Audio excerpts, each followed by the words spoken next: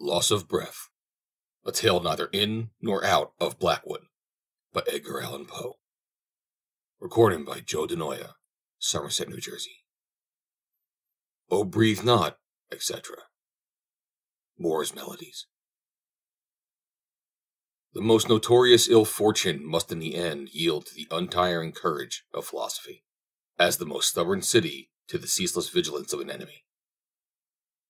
Shalmaneser, as we have it in the holy writings, lay 3 years before Samaria, yet it fell.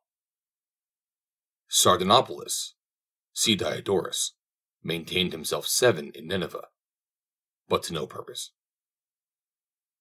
Troy expired at the close of the second lustrum, and Azoth, as Aristeas declares upon his honor as a gentleman, opened at last her gates to Semenicus after having barred them for the 5th part of a century.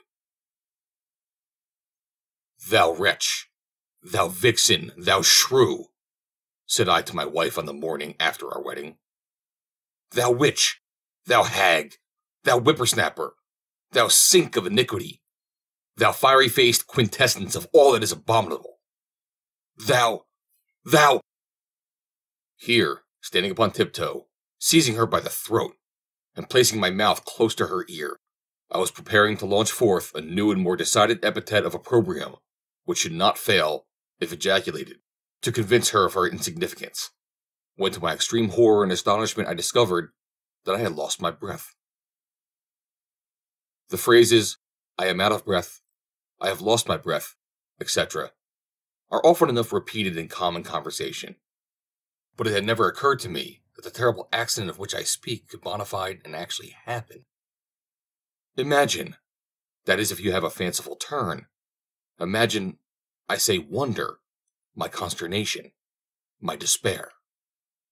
There is a good genius, however, which has never entirely deserted me. In my most ungovernable moods, I still retain a sense of propriety. Et la chemin des passions me conduit, as Lord Edouard in the Julie says it did him, à la philosophie véritable. Although I could not at first precisely ascertain to what degree the occurrence had affected me, I determined at all events to conceal the matter from my wife, until further experience should discover to me the extent of this, my unheard-of, calamity. Altering my countenance, therefore, in a moment, from its bepuffed and distorted appearance, to an expression of arch and coquettish benignity, I gave my lady a pat on the one cheek, and a kiss on the other, and without saying one syllable, furies I could not, left her astonished at my drollery, as I pirouetted out of the room in a pas de zephyr. Behold me then safely ensconced in my private boudoir, a fearful instance of the ill consequences attending upon irascibility. Alive, with the qualifications of the dead, dead with the propensities of the living, an anomaly on the face of the earth, being very calm, yet breathless. Yes, breathless. I am serious in asserting that my breath was entirely gone. I could not have stirred with it a feather if my life had been at issue, or sullied even the delicacy of a mirror. Hard fate! Yet there was some alleviation to the first overwhelming paroxysm of my sorrow. I found, upon trial, that the powers of utterance which, upon my inability to proceed in the conversation with my wife, I then concluded to be totally destroyed, were in fact only partially impeded, and I discovered that had I, at that interesting crisis, dropped my voice to a singularly deep guttural, I might still have continued to her the communication of my sentiments. This pitch of voice, the guttural, depending, I find, not upon the current of the breath, but upon a certain spasmodic action of the muscles of the throat. Throwing myself upon a chair, I remained for some time absorbed in meditation. My reflections, be sure, were of no consolatory kind. 1,000 vague and lachrymatory fancies took possession of my soul, and even the idea of suicide flitted across my brain. But it is a trait in the perversity of human nature to reject the obvious and the ready, for the far distant and equivocal. Thus I shuddered at self-murder as the most decided of atrocities while the tabby-cat purred strenuously upon the rug, and the very water-dog wheezed assiduously under the table, each taking to itself much merit for the strength of its lungs, and all obviously done in derision of my own pulmonary incapacity. Oppressed with a tumult of vague hopes and fears, I at length heard the footsteps of my wife descending the staircase. Being now assured of her absence, I returned with a palpitating heart to the scene of my disaster. Carefully locking the door on the inside, I commenced a vigorous search. It was possible, I thought, that, concealed in some obscure corner, or lurking in some closet or drawer, might be found the lost object of my inquiry. It might have a vapory, it might even have a tangible form. Most philosophers, upon many points of philosophy, are still very unphilosophical. William Goodwin, however, says in his Maudeville that invisible things are the only realities, and this, all will allow, is a case in point. I would have the judicious reader pause before accusing such asseverations of an undue quantum of absurdity. Anaxagoras, it will be remembered, maintained that snow is black, and this I have since found to be the case. Long and earnestly did I continue the investigation, but the contemptible reward of my industry and perseverance proved to be only a set of false teeth, 2 pair of hips, an eye, and a bundle of billets due from Mr. Windenow to my wife. I might as well here observe that this confirmation of my lady's partiality for Mr. W. occasioned me little uneasiness. That Mrs. Lackabreath should admire anything so dissimilar to myself was a natural and necessary evil. I am, it is well known, of a robust and corpulent appearance, and at the same time somewhat diminutive in stature. What wonder, then, that the lathe-like tenuity of my acquaintance, and his altitude, which has grown into a proverb, should have met with all due estimation in the eyes of Mrs. Lackabreath. But to return. My exertions, as I have before said, proved fruitless. Closet after closet, drawer after drawer, corner after corner, were scrutinized to no purpose. At one time, however, I thought myself sure of my prize, having, in rummaging a dressing case, accidentally demolished a bottle of Rangine's oil of archangels, which, as an agreeable perfume, I here take the liberty of recommending. With a heavy heart I returned to my boudoir, there to ponder upon some method of eluding my wife's penetration, until I could make arrangements prior to my leaving the country, for to this I had already made up my mind. In a foreign climate, being unknown, I might, with some probability of success, endeavor to conceal my unhappy calamity, a calamity calculated, even more than beggary, to estrange the affections of the multitude, to draw down upon the wretch the well-merited indignation of the virtuous and the happy. I was not long in hesitation. Being naturally quick, I committed to memory the entire tragedy of Metamora. I had the good fortune to recollect that in the accentuation of this drama, or at least of such portion of it as is allotted to the hero, the tones of the voice in which I found myself deficient were altogether unnecessary, and the deep guttural was expected to reign monotonously throughout. I practiced for some time by the borders of a well-frequented marsh. Herein, however, having no reference to the similar proceedings of Demosthenes, but from a design peculiarly and conscientiously my own. Thus armed at all points, I determined to make my wife believe that I was suddenly smitten with a passion for the stage. In this, I succeeded to a miracle, and to every question or suggestion found myself at liberty to reply in the most frog-like and sepulchral tones with some passage from the tragedy, any portion of which, as I soon took great pleasure in observing, would apply equally well to any particular subject. It is not to be supposed, however, that in the delivery of such passages I was found at all deficient in the looking asquint, the showing my teeth, the working my knees, the shuffling my feet, or in any of those unmentionable graces which are now justly considered the characteristics of a popular performer. To be sure, they spoke of confining me in a straitjacket, but, good God, they never suspected me of having lost my breath. Having at last put my affairs in order, I took my seat very early one morning in the mail stage for the city, giving it to be understood, among my acquaintances, that business of the last importance required my immediate personal attendance in that city. The coach was crammed to repletion, but in the uncertain twilight the features of my companions could not be distinguished. Without making any effectual resistance, I suffered myself to be placed between 2 gentlemen of colossal dimensions, while a third, of a size larger, requesting pardon for the liberty he was about to take, threw himself upon my body at full length, and falling asleep in an instant, drowned all my guttural ejaculations for relief, in a snore that would have put to blush the roarings of the bull of Phalaris. Happily, the state of my respiratory faculties rendered suffocation and accident entirely out of the question. As, however, the day broke more distinctly in our approach to the outskirts of the city, my tormentor, arising and adjusting his shirt collar, thanked me in a very friendly manner for my civility. Seeing that I remained motionless, all my limbs were dislocated, my head twisted on one side, his apprehensions began to be excited, and arousing the rest of the passengers, he communicated, in a very decided manner, his opinion that a dead man had been palmed upon them during the night for a living and responsible fellow traveler, here giving me a thump on the right eye, by way of demonstrating the truth of his suggestion.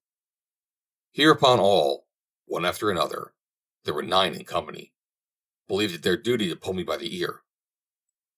A young practicing physician, too, having applied a pocket mirror to my mouth, found me without breath.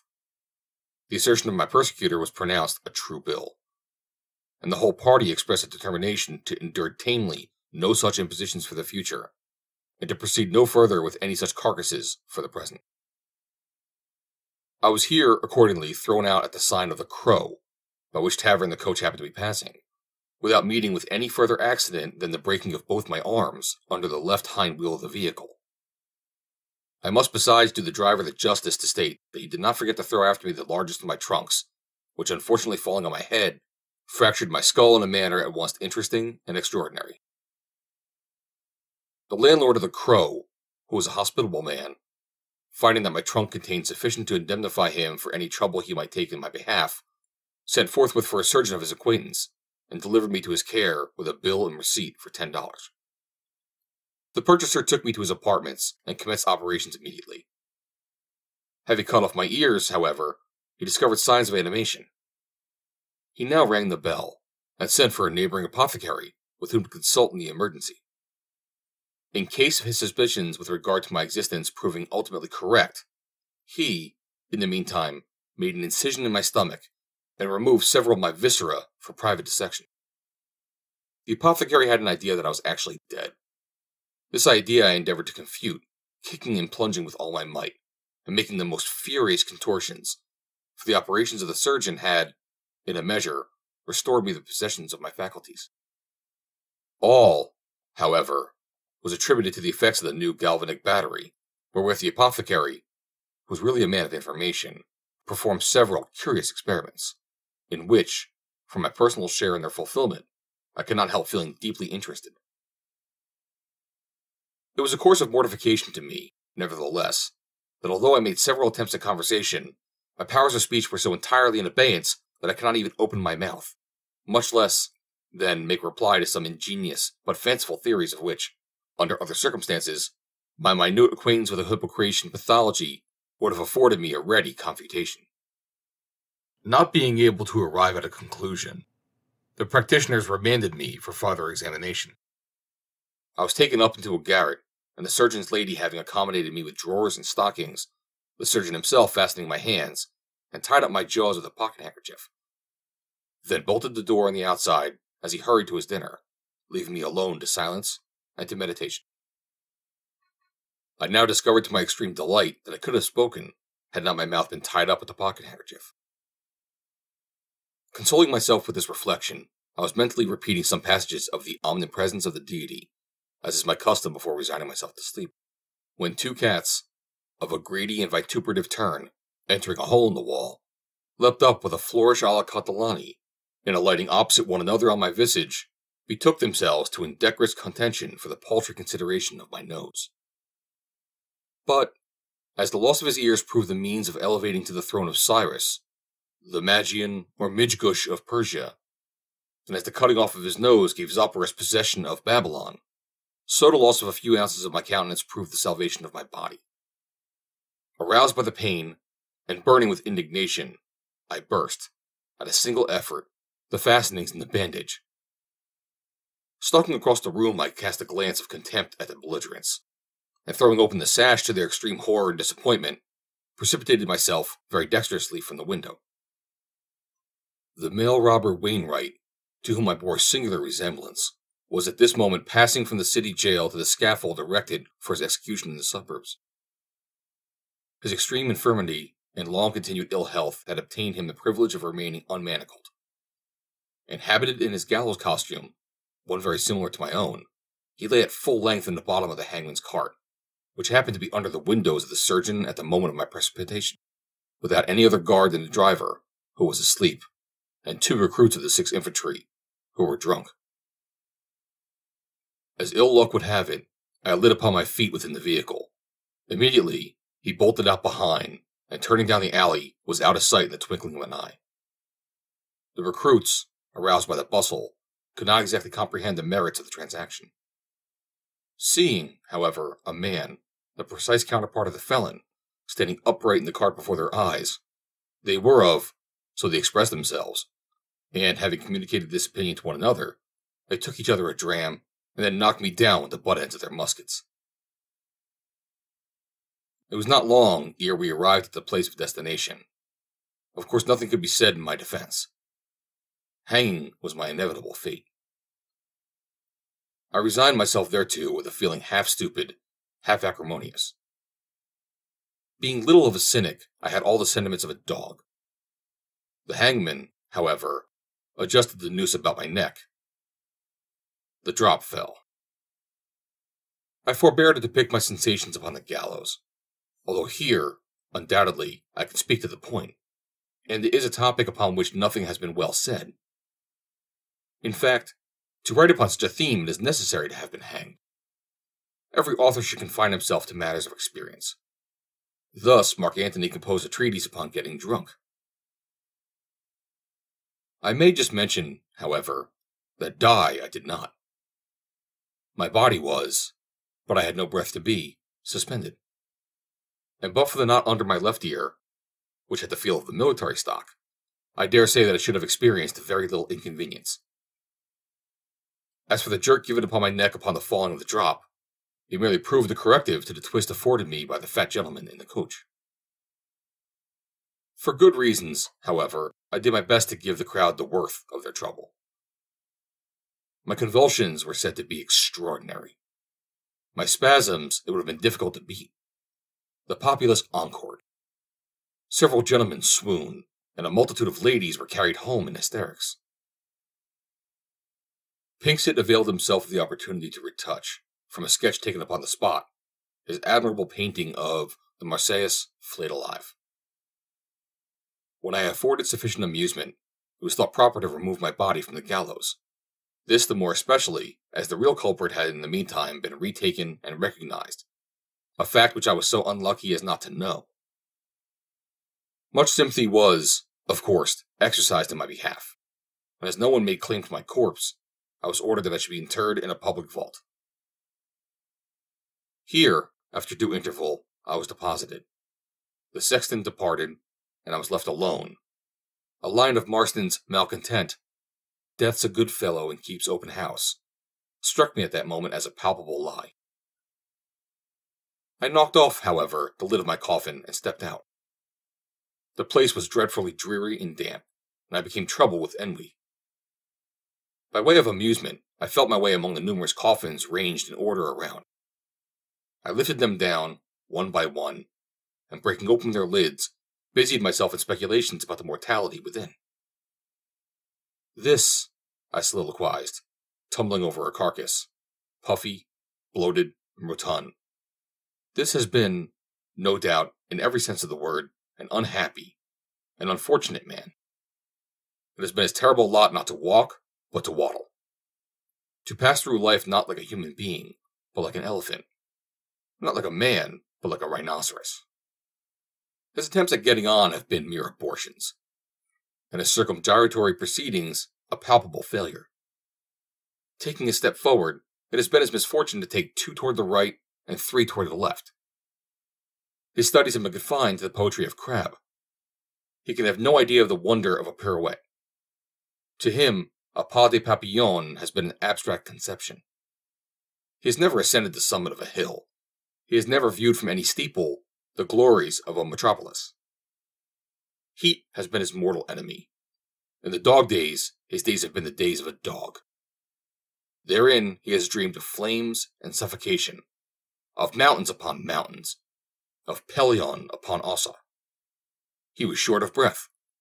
To say all in a word, he was short of breath. He thought it extravagant to play upon wind instruments. He was the inventor of self-moving fans, wind sails, and ventilators. He patronized DuPont, the bellows maker, and he died miserably in attempting to smoke a cigar. His was a case in which I feel a deep interest, a lot in which I sincerely sympathize. But here, said I, here, and I dragged spitefully from its receptacle a gaunt, tall, and peculiar-looking form, whose remarkable appearance struck me with a sense of unwelcome familiarity. Here is a wretch entitled to no earthly commiseration. Thus saying, in order to obtain a more distinct view of my subject, I applied my thumb and forefinger to its nose, and causing it to assume a sitting position upon the ground, held it thus, at the length of my arm, while I continued my soliloquy. Entitled, I repeated, to no earthly commiseration. Who indeed would think of compassioning a shadow? Besides, has he not had his full share of the blessings of mortality? He was the originator of tall monuments, shot towers, lightning rods, Lombardy poplars. His treatise upon shades and shadows has immortalized him. He edited with distinguished ability the last edition of South of the Bones. He went early to college and studied pneumatics. He then came home, talked eternally, and played upon the French horn. He patronized the bagpipes. Captain Barclay, who walked against time, would not walk against him. Wyndham and Albrecht were his favorite writers. His favorite artist? Fizz. He died gloriously while inhaling gas. Levique flatu corruptor, like the fama pudicate in Hieronymus.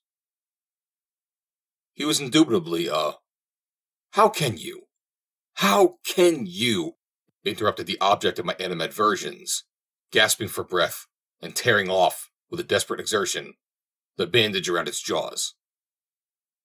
How can you, Mr. Lack-a-Breath, be so infernally cruel as to pinch me in that manner by the nose? Did you not see how they had fastened upon my mouth? And you must know, if you know anything, how vast a superfluity of breath I have to dispose of. If you do not know, however, sit down and you shall see. In my situation, it is really a great relief to be able to open one's mouth, to be able to expatiate, to be able to communicate with a person like yourself, who do not think yourself to be called upon at every period to interrupt the thread of a gentleman's discourse. Interruptions are annoying, and should undoubtedly be abolished. Don't you think so? No reply? I beg you. One person is enough to be speaking at a time. I shall be done by and by, and then you may begin. How the devil, sir, did you get into this place? Not a word, I beseech you. Been here some time myself. Terrible accident. Heard of it, I suppose? Awful calamity. Walking under your windows, some short while ago, about the time you were stage-struck. Horrible occurrence. Heard of catching one's breath, eh? Hold your tongue, I tell you. I caught somebody else's. Had always too much of my own. Met Blab at the corner of the street. Wouldn't give me a chance for a word. Couldn't get in a syllable edgewise. Attacked, consequently, with epilepsis. Blab made his escape. Damn all fools. They took me up for dead, and put me in his place. Pretty doings, all of them. Heard all you said about me? Every word a lie. Horrible. Wonderful. Outrageous. Hideous. Incomprehensible, etc., etc., etc., etc. It is impossible to conceive my astonishment at so unexpected a discourse, or the joy with which I became gradually convinced that the breath so fortunately caught by the gentleman, whom I soon recognized as my neighbor Windano, was, in fact, the identical expiration mislaid by myself in the conversations with my wife. Time, place, and circumstances rendered it a matter beyond question. I did not, at least during the long period in which the inventor of Lombardy poplars continued to favor me with his explanations. In this respect, I was actuated by the habitual prudence which has ever been my predominating trait. I reflected that many difficulties might still lie in the path of my preservation, which only extreme exertion on my part would be able to surmount. Many persons, I considered, are prone to estimate commodities in their possession, however valueless to the then proprietor, however troublesome or distressing, in direct ratio with the advantages to be derived by others from their attainment, or by themselves from their abandonment. Might not this be the case with Mr. Windenow? In displaying anxiety for the breath of which he was at present so willing to get rid, might I not lay myself open to the exactions of his avarice? There are scoundrels in this world, I remember with a sigh, who will not scruple to take unfair opportunities with even a next-door neighbor. And this remark is from Epictetus. It is precisely at that time, when men are most anxious to throw off the burden of their own calamities, that they feel the least desirous of relieving them in others. Upon considerations similar to these, and still retaining my grasp on the nose of Mr. Windenow, I accordingly thought proper to model my reply. "Monster," I began in the tone of the deepest indignation. "Monster and double-winded idiot! Dost thou, whom for thine iniquities it has pleased heaven to accurse with a twofold respimption, dost thou, I say, presume to address me in the familiar language of an old acquaintance? I lie, forsooth, and hold my tongue, to be sure." Pretty conversation indeed to a gentleman with a single breath. All this, too, when I have my power to relieve the calamity under which thou dost so justly suffer? To curtail the superfluities of thine unhappy respiration? Like Brutus, I paused for a reply, with which, like a tornado, Mr. Windenow immediately overwhelmed me. Protestation followed upon protestation, and apology upon apology. There were no terms with which he was unwilling to comply, and there were none of which I failed to take the fullest advantage. Preliminaries being at length arranged, my acquaintance delivered me the respiration, for which, having carefully examined it, I gave him afterwards a receipt. I am aware that by many I should be held to blame for speaking in a manner so cursory, of a transaction so impalpable. It will be thought that I should have entered more minutely into the details of an occurrence by which, and this is very true, much new light may be thrown upon a highly interesting branch of physical philosophy.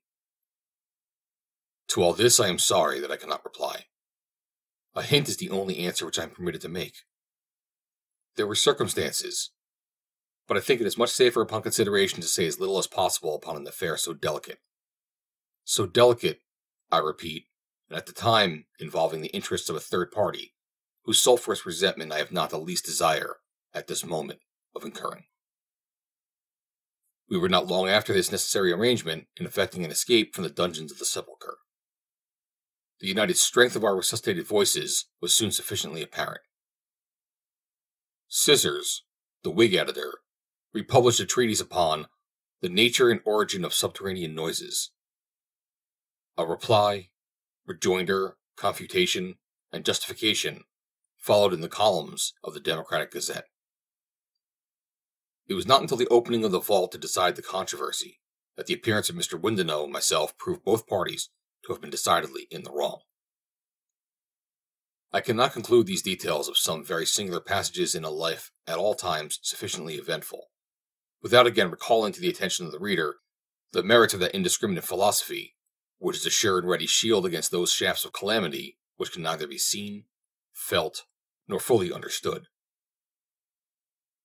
It was in the spirit of this wisdom that, among the ancient Hebrews, it was believed the gates of heaven would be inevitably opened to that sinner or saint who, with good lungs and implicit confidence, should vociferate the word Amen. It was in the spirit of this wisdom that, when a great plague raged at Athens, and every means had been in vain attempted for its removal, Epimenides, as Laertius relates in his second book of that philosopher, advises the erection of a shrine and temple to the proper god. Littleton Barry. End of Loss of Breath, a tale neither in nor out of Blackwood, by Edgar Allan Poe. Narrated by DeNoia, Somerset, New Jersey, February 29th, 2020.